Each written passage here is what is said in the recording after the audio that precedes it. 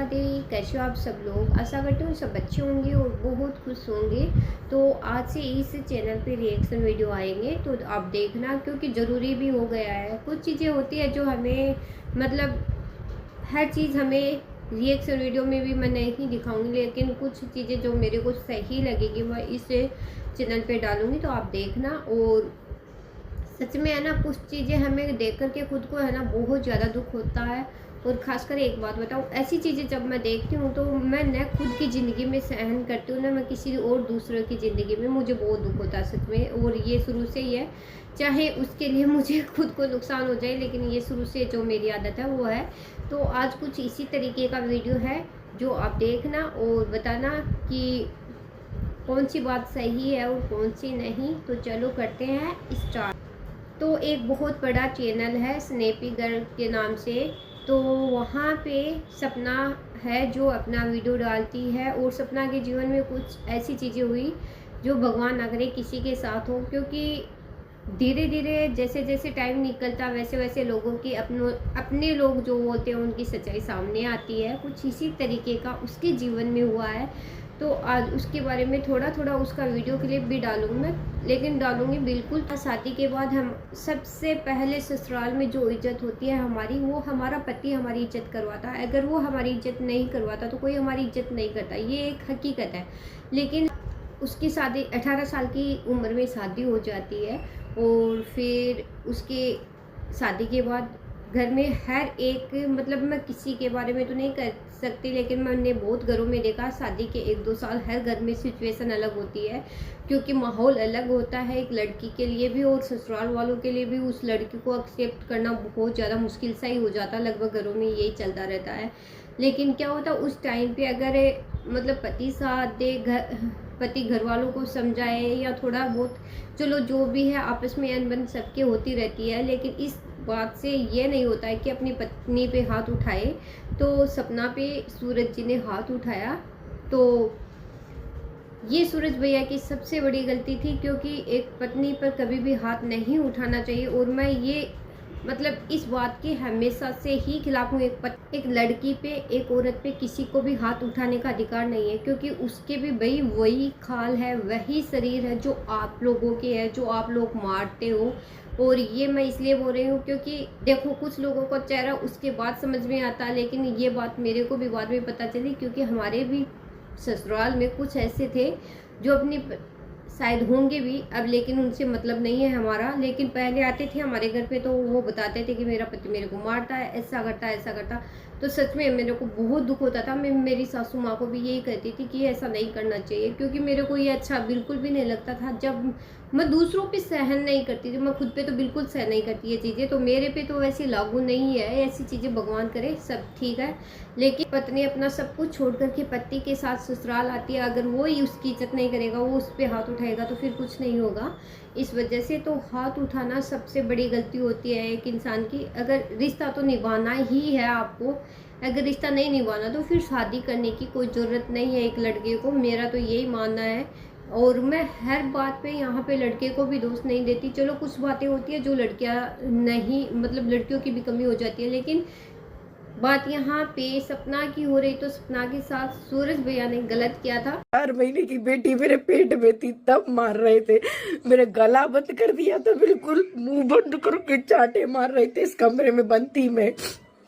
ये फिर 2 साल, शायद 2 साल, मेरे को कंफर्म नहीं है, 2 साल बाद उनकी कोरोना में डेथ हो गई थी सूरज भैया की। और उसके बाद 1 साल के बाद उनके देवर के साथ, राजवीर भैया के साथ उनकी शादी हुई। तो ये वीडियो के जरिए हमें पता चल ही जाता है, वीडियो के जरिए नहीं, हम किसी को देखते हैं तो ये साबित करने की ज़रूरत नहीं आपको कि आप अपनी पत्नी से कितना प्यार करते हैं, आप अपनी पत्नी की कितनी इज्जत करते हैं। ये आपके है ना हर एक के हाल चाल से पता चल जाता है। तो ये बात थी, राजवीर भैया के साथ दूसरी शादी हुई थी सपना की, तो वो दोनों बहुत खुश थे सच में। और मेरे को ये पता था, क्योंकि कुछ लोग ऐसे बोलते थे कि सूरज भैया को तो याद नहीं करती, राजवीर भैया को याद करती रहती है। तो बात ये नहीं होती, बात दिल से जुड़ी होती है, दिल में जिनकी कदर होती है हम उसी की ही बात करते हैं। तो बात यहाँ पे वो होती है, ना कि भेदभाव की होती है। तो भगवान, चलो दोनों बहुत खुश थे, लेकिन कुछ 1-1.5 साल के बाद राजवीर भैया की डेथ हो जाती है। फिर वही दुखों को पहाड़ सपना पे आ गया और फिर से सपना अकेले पड़ गई। तो बात यहाँ पे यही है, एक और फिर भी औरत अपने घर को मतलब बच्चों के साथ, एक सूरज भैया की बेटी, एक राजवीर भैया की बेटी, अब 2 बेटियां हो गई सपना को। दोनों बेटियां छोटी छोटी है तो उनकी देखभाल भी करना उसकी जिम्मेदारी, उनको पढ़ाना लिखाना, अब सारी जिम्मेदारी उसी के ऊपर है। वो लोग कहते हैं तीसरी शादी कर लो, चौथी, ये शादियां नहीं हो सकती, ऐसे शादी नहीं होती है, लोग कह देते हैं, ऐसे थोड़ी ना होता है कोई।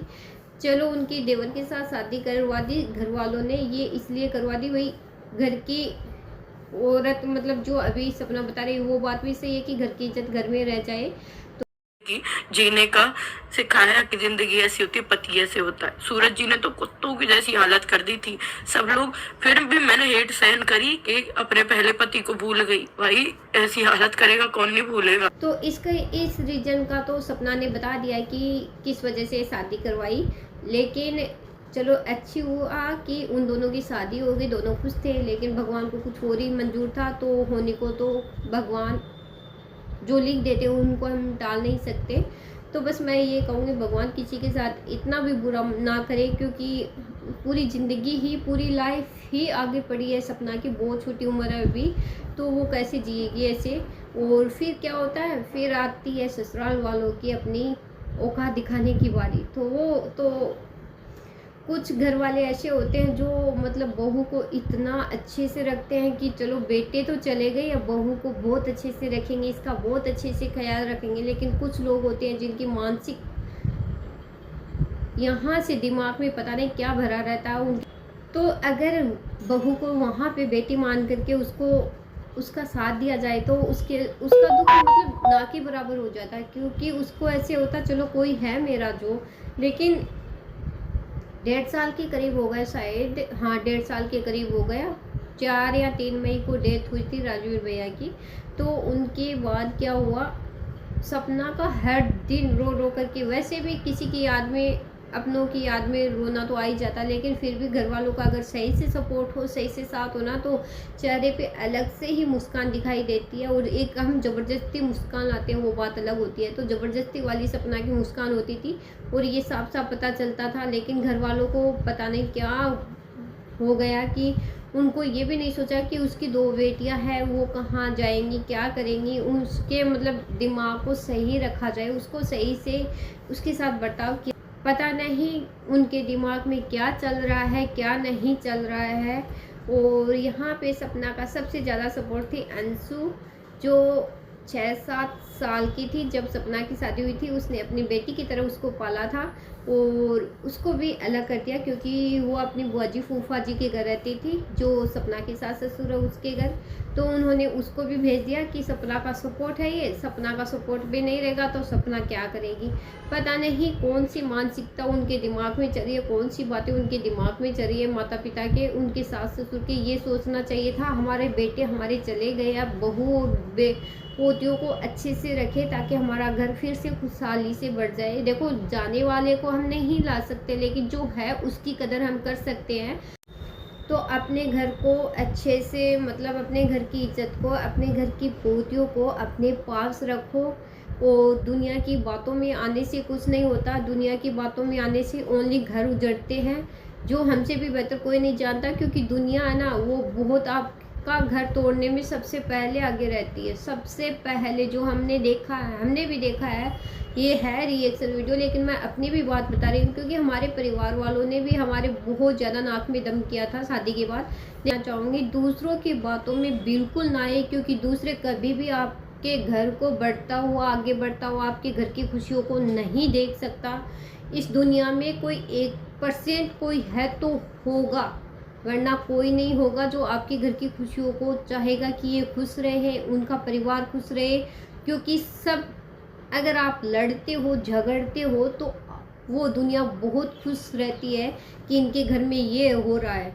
चाहे उनके घर में कुछ भी हो, लेकिन आपके घर में क्या हो रहा है, उस बात से उनको बहुत खुशी मिलती है। तो हो सके तो अपनी बहू, अपनी पोतियों को अपने पास रखो। नहीं कुछ प्रॉपर्टी से कुछ होगा, नहीं कुछ और किसी के कहने से होगा, क्योंकि दुनिया फालतू का ऐसे ज्ञान देती रहती है जो घर बिगाड़ने का काम करती है। ऐसी ज्ञान की बातें किसी से ना लें।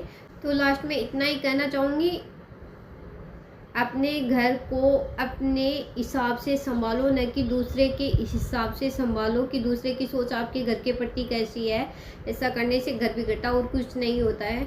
तो चलो आज का वीडियो भी मैं यही समाप्त करती हूँ, क्योंकि वीडियो बहुत ज़्यादा लंबा हो जाएगा। और इसमें सपना ने जो बात कही है मैं छोटी छोटी क्लिप करके बीच बीच में डालूंगी, तो आप देखना।